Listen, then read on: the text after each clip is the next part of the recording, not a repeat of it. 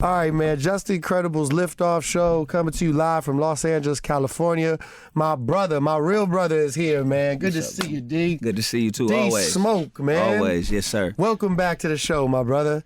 I know you got a lot going on. Touring, album on the way. I can't help but notice the chain. Yes, sir. Death Row Records. Yes, sir. Talk to me about the situation. What's going on? Catch me up, man. Oh, man, it's a beautiful year, man. Last year was super hard. You know, we lost moms last year. And so to see some of my brother's strides that he's taken, Sir, he just headlined the Hollywood Bowl and 15,000 people showed up to support him all the way to the back. And you know, this year I wrapped season 4 of Mayor of Kingstown. And all the while I was making music back and forth to Pittsburgh filming.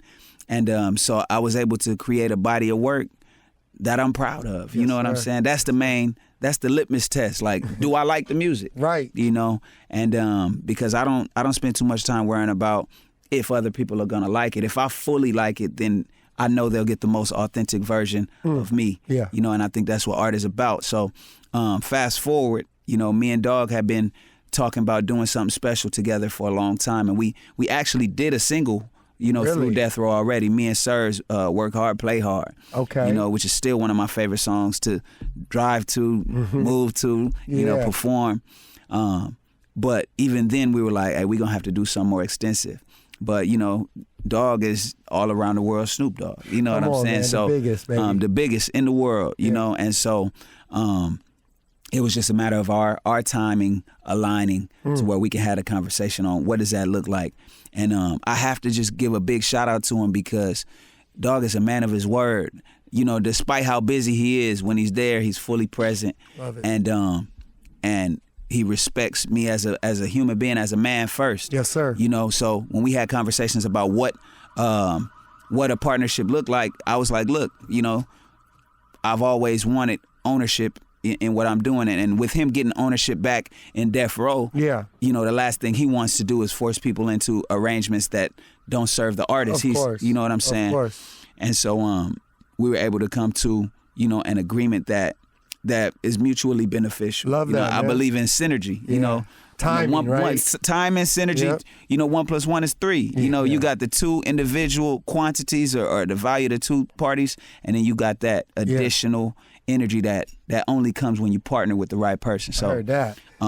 That's where we are. And what does it mean to you to continue this Death Row legacy, being, you know, a kid from LA, you know, all the moments, all the classics, all the, you know, we grew up with like, this is the soundtrack to our life, right? Yes, absolutely. What does it mean to continue to carry the torch like that? Man, I think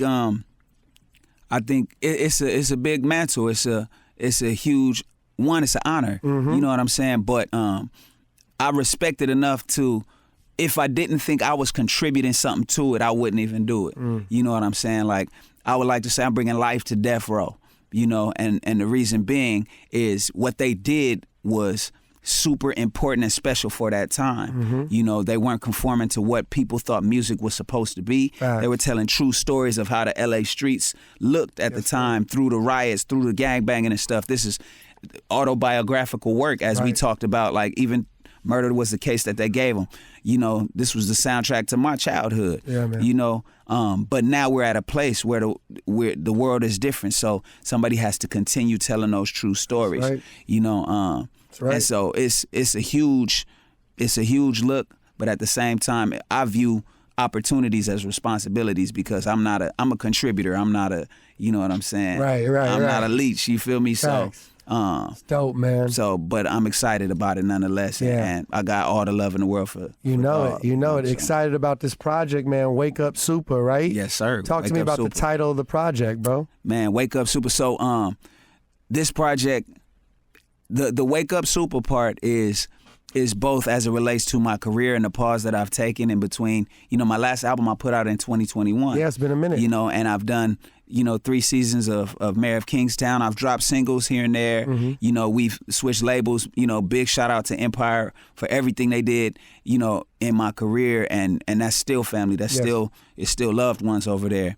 And we still do business. They'll call me and be like, hey, we got a sync play for you. You know what I'm saying? So it's love. Yeah, for sure. You know, but, you know, it's this new era. And also, rest in peace, Mom. Yeah, after losing Mom, it's kind of like a rebirth moment, and so this project is very spiritual.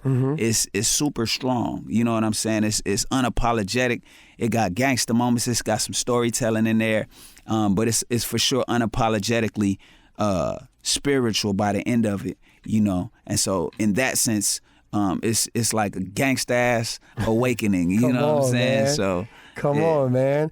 A couple songs already been released. We got No Passes. No Passes, for sure. Produced by Mike and Keys, man. Incredible. The sound right there. Yes. Talk to me about both working with Mike and Keys and this record specifically.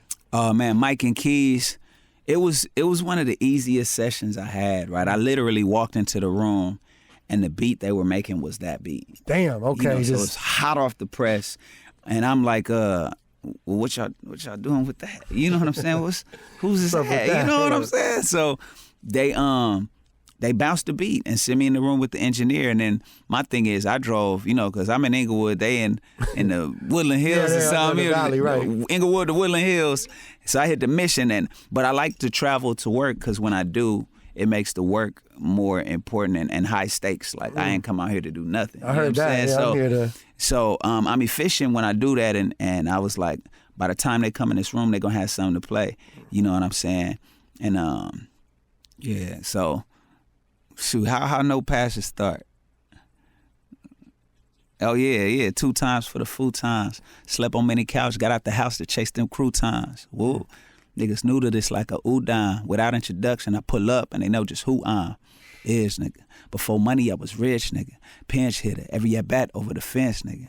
Pen riddles, food for thought. Them niggas been Skittles, big giggles. Let's take the trash out. Before I slay them demons, they gon' lash out. The devil ain't got horns, she got a back out and an ass out. Last night she put me shots until I near lost it and blacked out. Probably how my pops fed out the crack house. To many, I'm a cash cow. That's why I walk in clubs without a pat down. Elephants in streets turn into rats now. It's a new era, mama, your son with many hats now. They out for your head, they cap a nigga, guess we in frats now. Let's take them back to class now. Was friendly in my past, you get no pass now. Carrying the mantle that's been passed down. Rapping been inspiring me like, what's the price of gas now? And can somebody tell us where we headed? Or are we unleaded? Pure gas for your bitch ass. Shit. Where my lighter at? Ooh, where my lighter at? So, and I was, but that was, I think it was, I'm trying to figure out what the exact time frame was. I think it was either a week before or a week after Mom's passed, so I'm showing up like, and that's why when I said last night she put me shots until I near lost it and blacked out, it's like blurry moments where I'm still like, we gonna write. And so when I gas on the track, it's because I'm in a space where it's like, I'm fighting for somebody else, you know what I'm saying? So, but that's the kind of energy that's in some of these songs, even whether or not I'm talking about that directly. Yeah, of course. You know what I'm saying? So, but Passion, yeah, No Pass. So that's, so working with Mike and Keys was that kind of thing. And of course, they real musicians, so they gonna go back and add touches and all that. And so I work with them on another one with my guy Mars as well, called Good Morning. Shout out to homie, man. Yeah, so they did like, yes, of course. And another one of those people that Nip was like, man, that's my dog, you know. And Mars, shout out, he from the blue side of things, So we always laugh, because he was like, what's up with my blood cousin, But I love those dudes. Like 1500 is on.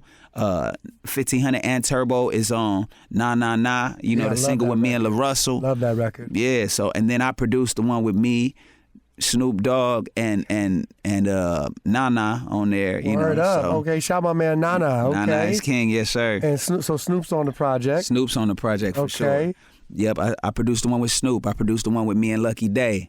I produced the one with me and Jane Hancock. Okay. Like Jane Hancock. Jane is incredible. Yeah. Incredible. So come on, man. Hey, this album is stacked, bro. Me and Miles Minnick. Yeah, I'm on the one with me. Miles Minnick. Yeah. So my boy from the Bay. All right. Mm-hmm.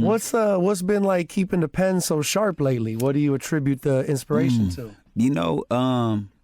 I think writing is writing. I got really good at rap, if you let me tell it. I got really good at rap when I started writing like essays, like in college. You know, I wasn't like, I played piano and I wrote music as a kid, wrote hooks and all that stuff. But when I got into writing essays and stories and books, you know, I wrote a book called Vivid Isaiah that's coming out next year. Yeah.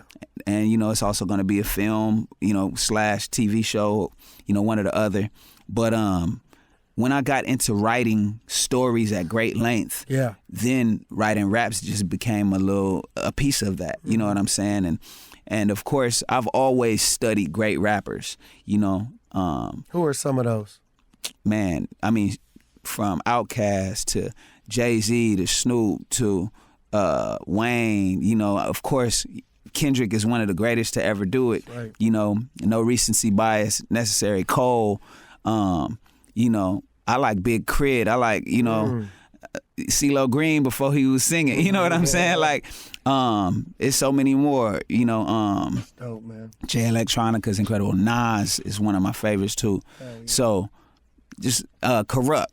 Corrupt is in my top 5. Shout out if we go back and put it back in order. Yeah. You know, and it's just, but finding my own voice was something that happened once I started telling the long version of the story, you know. Okay. I would like to believe that Ice Cube had Friday in him long before we saw it, you know what I'm saying? Yeah. So, yeah, man. But that's how I stay sharp. I write when I'm not writing raps, I'm still writing, you know. And even this book called The Artist's Way, the first thing they recommend is start doing pages where you just free writing.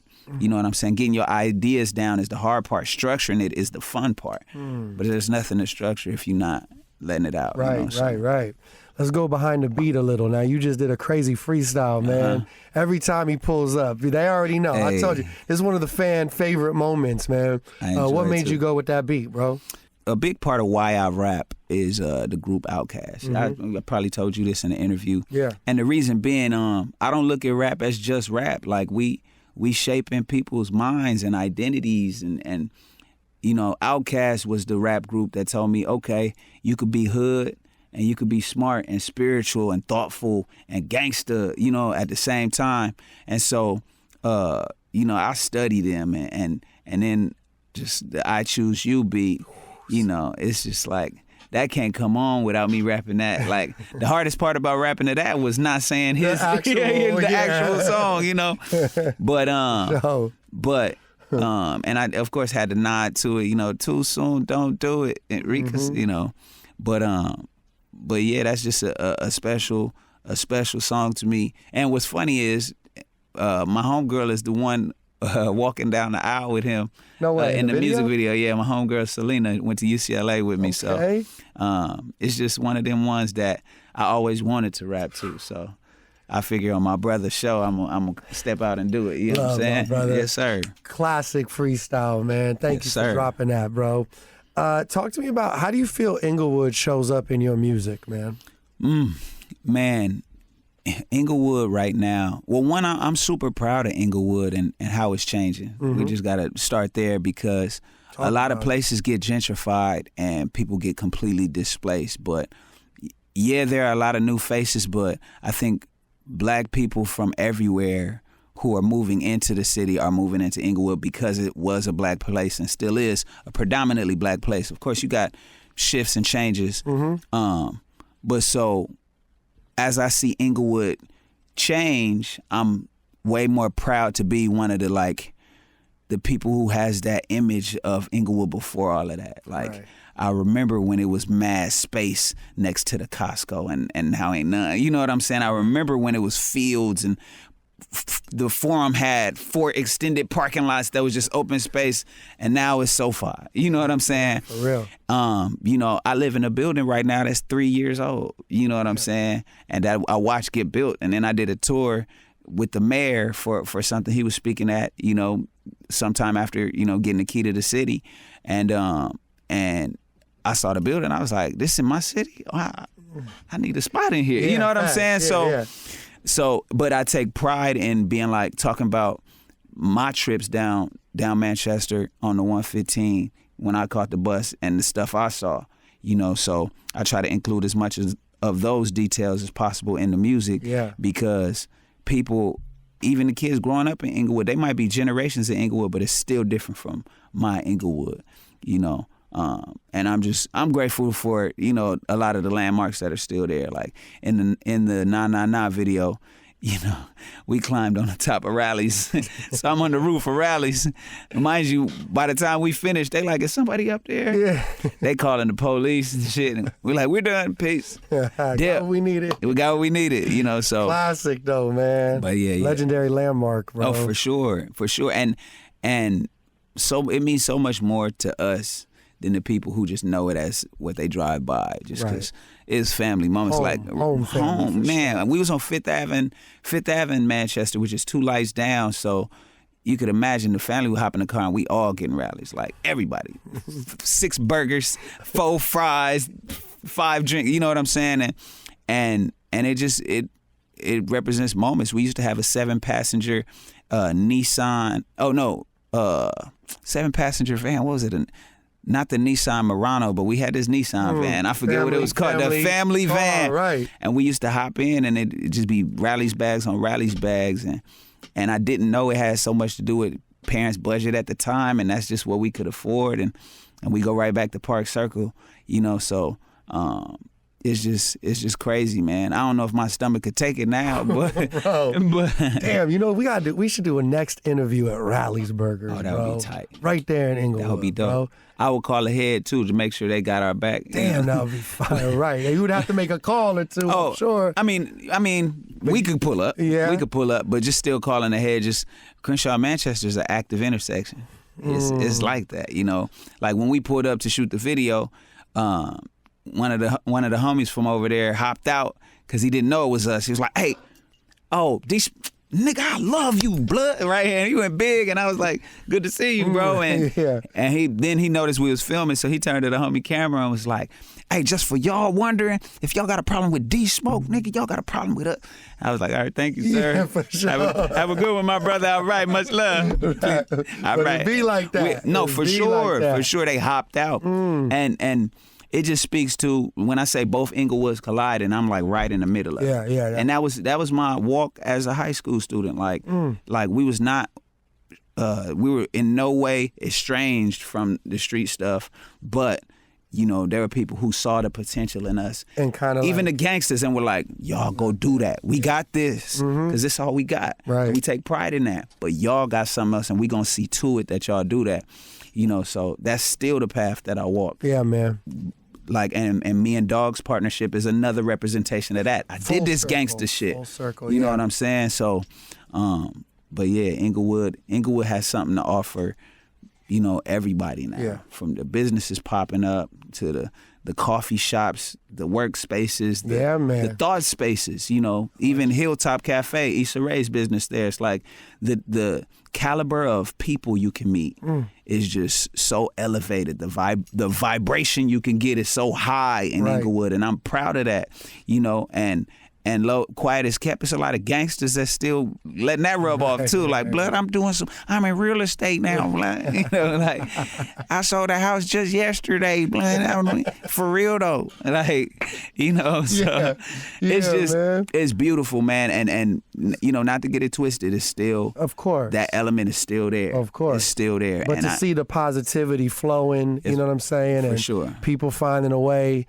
to turn it into good, you know what I'm saying, is beautiful to watch, bro. Absolutely. Beautiful to watch. Absolutely. Could you put together a Mount Rushmore of LA artists? 4. Like who's your top 4?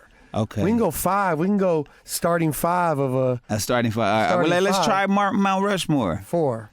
Let's go rappers. Let's narrow down the rappers. Okay. Okay. Because if we say rappers, then we could put Dre in his own bubble. So I don't have to put him on there, but we know Dre is. Obviously. Okay. So I'm going to go Snoop. Ice Cube. What were the other 2 I had? Snoop, Cube. I'm going to go ahead and say Kendrick. Right there. Okay. Snoop, Cube, Kendrick. That last spot. Who do I give it to?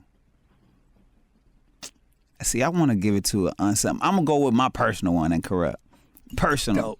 Yeah. You know, just, you know, I think Corrupt, Cause on Dre's side, we gonna put Battle Cat over there with the pretty, you know. But I'm gonna go Corrupt just because when we talking about the coast, Corrupt, you know, and he wasn't born in L.A., but he's from L.A. Like L.A. made him who he is. Corrupt put us in conversations in these rap battles with East Coast lyrically, rappers and lyricists at a time when, you know, Snoop put us in the conversation with the world and you know, just culture. Oh, I'm sorry. That's why I did that. I need 5. You need a 5th? We're going to start at 5? That's niggas. and of course it's Pac. But personally, I never modeled my rapping style after Pac. Okay. I modeled my character after Pac.